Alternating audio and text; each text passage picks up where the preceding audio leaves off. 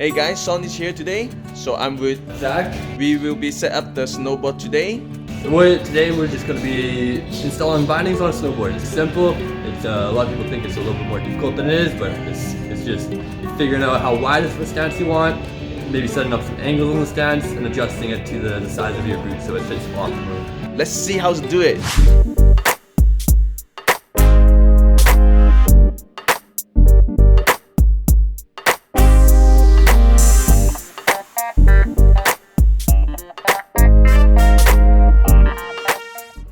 Alright, let's do it. Cool. There we go, we got some bindings here.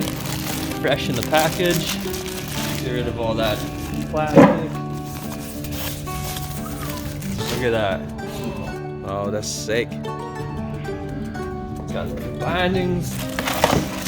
Can't forget the hardware, important parts. Got the discs, all the screws.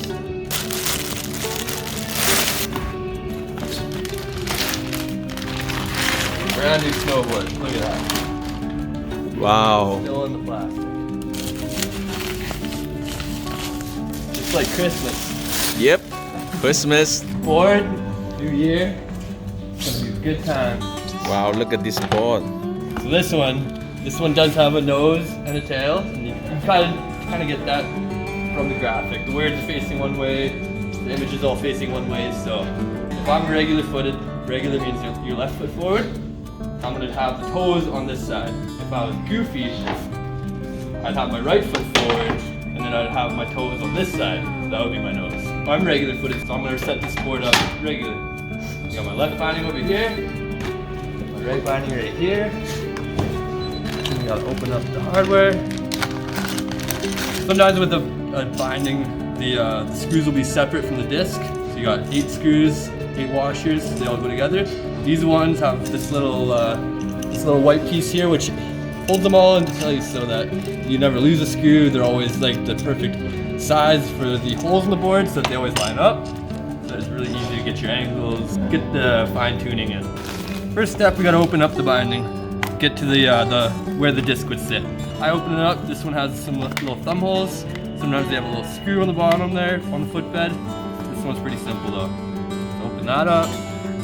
Keep that out of the way, so I'll buckle that up there. And so typically, on most boards, we'll have a reference stance. So that's kind of like the average stance that people would set up, or kind of like a shoulder width, comfortable, not too wide, not too narrow, just in between. On a board, they have indicators a lot of times. They'll have like different images or whatever, but they're saying that these middle holes would be the best ones for me. And I usually go with that just because it does usually feel the best.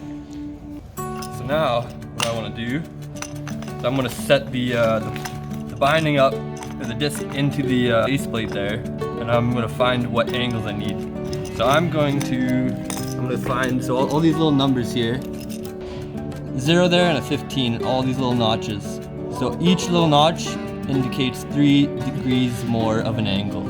So you got 3, 6, 9, 12, and 15. For a lot of people, anywhere from 9 to like 15 degrees is usually pretty comfortable. I personally like a 9 and then a -9 on my angles.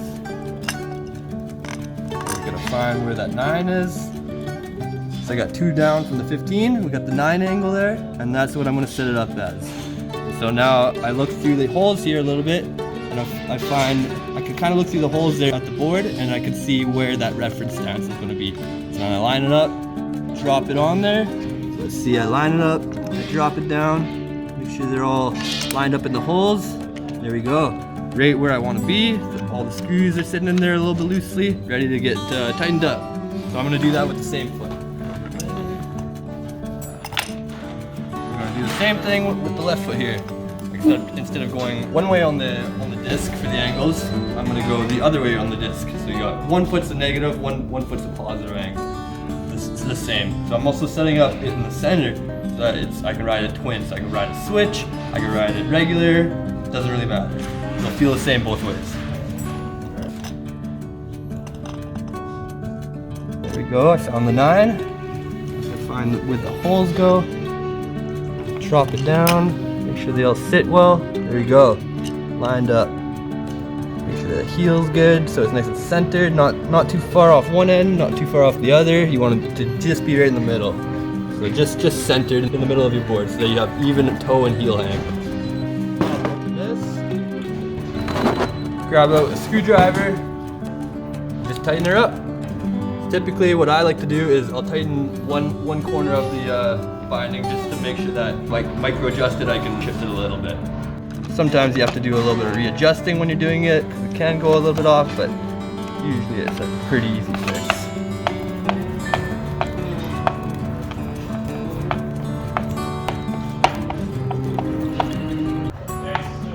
There we go, tightened up. That's it. That's as simple as it is. Your binding's on your board now. All we have to do with this one is grab my size of boot, or my boot, or like whatever size boot that you have. Put it in the binding and strap it up. So I'll find a boot quickly here, and then we'll strap it up, see how it sits, and we'll have to maybe do some adjusting to make sure the straps are nice and centered and it holds really well. All right, so I found my size boot here. I need to adjust the bindings like I was saying. So we'll pop it in there. Might even need to do some adjustments in a little bit. This boot's a little bit bigger, but what I'm looking for, look, it's a little bit tight right now, so it's hard to get on.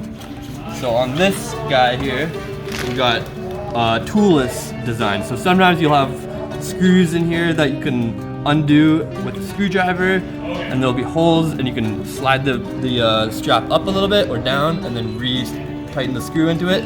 This one is a toolless design, so it has threads and it essentially is a screw, but you don't need a screwdriver to use it. So I'm just gonna loosen that off a little bit, slide it open a little bit, and then close it off again. Tighten it up nice and good, and we'll see how it fits.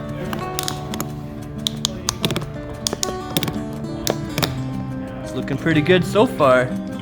So what you're looking for in your ankle strap especially is this, for the skinniest piece to be in the middle when it's nice and tight.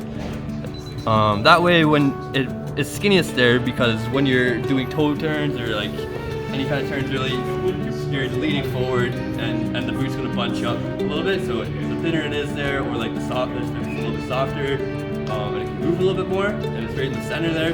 That way you won't get pinch points or any pressure, you won't feel super bulky and chunky on the top of your foot. Now we got the toe strap here. Slide that up as well. For the toe strap, we're also looking for it to be centered. Tightening it back up there, making sure it's nice and locked. And then let's test it out. Tighten it up. It's a little tight still, but it's looking pretty good. So that looks like how it would be. I might loosen it off a little bit more so it's a little bit easier to get on, and maybe I have a little bit more ladder to work with over here, but essentially that's what you want to look for. It's holding your boot backwards and it's holding your boot down so that you get the most response out of your ride. So this setup is ready to go. All I need to do is find some snow, take it to the hill, and get riding on it. Awesome. Hope you like the video, and yeah, check it out. Today we thank Yak to help us to install the snowboard. If you do think this video to help for you, if you like this video, please thumbs up, leave the comment down below, and don't forget your subscribe and like. So we see you next time. Peace.